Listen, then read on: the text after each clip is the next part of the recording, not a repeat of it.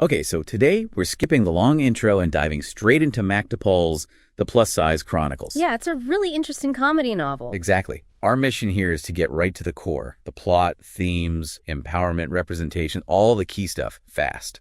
And it really centers around these two protagonists, Jazabelle and Grace. Right. Two plus-size women just trying to live in a world that's, well, pretty obsessed with body image. The sources definitely paint it as inspiring, but also really funny. Like, genuinely funny. Let's get into how they navigate all that, how they fight back. Well, what strikes me immediately is how the story sets up their conflicts through professional compromise, almost. Double lives, essentially. Yeah, they're not just sitting back. They're actively juggling these different parts of their lives, and that's where you get the tension and, like you said, the humor, too. So, Jazabelle first. She's this talented designer, right?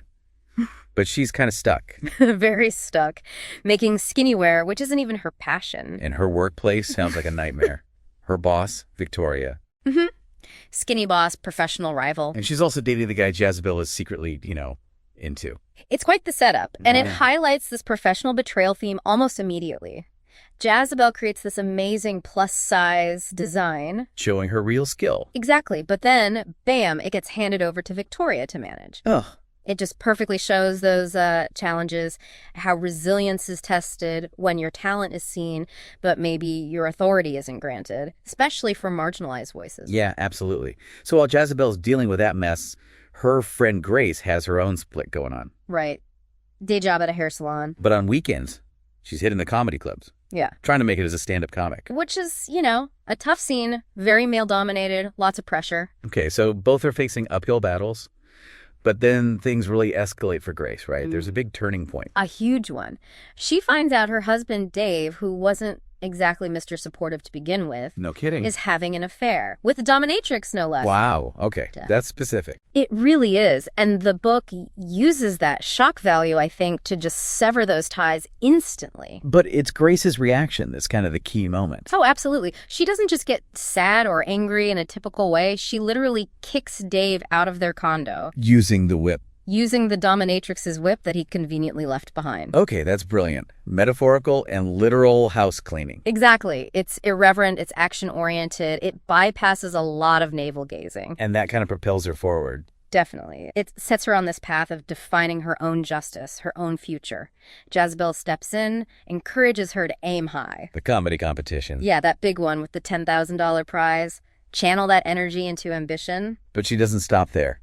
The whole Dave situation, she decides to handle that publicly. In the most public, most absurd way possible. She sues him on one of those live TV court shows. The kind known for completely over-the-top cases. Precisely. It's this wild declaration of independence. Going for the big prize and settling scores in this, bizarrely public forum. That's the book's unique brand of empowerment, I think. So, connecting this back, who's really meant to connect with this story?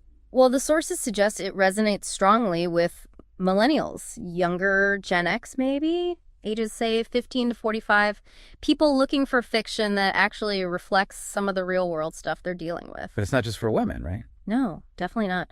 Well, the leads are women. The themes, ambition, bouncing back, finding your worth, dealing with unfairness, those are pretty universal. It has broad appeal. So for you, the listener, what's the actual takeaway here? What does the novel do for you? It's more than just saying be resilient. It kind of gives you permission to be flawed, to be messy, while you're figuring things out and fighting back. Right. Following Jazabelle and Grace. It's like an encouragement to maybe stop trying so hard to fit in. Exactly. It pushes you toward making active changes, maybe in your own life, your relationships, your job, by questioning those really ingrained societal ideas about body image and success. Challenging the norms. Yeah. It doesn't just ask for self-acceptance. It kind of dares you to wield your confidence, like a tool against the status quo, almost unapologetically. So the final thought to leave folks with. I think it boils down to this. The story really makes you reflect on the kind of strength it takes to push back against what society expects, especially from women.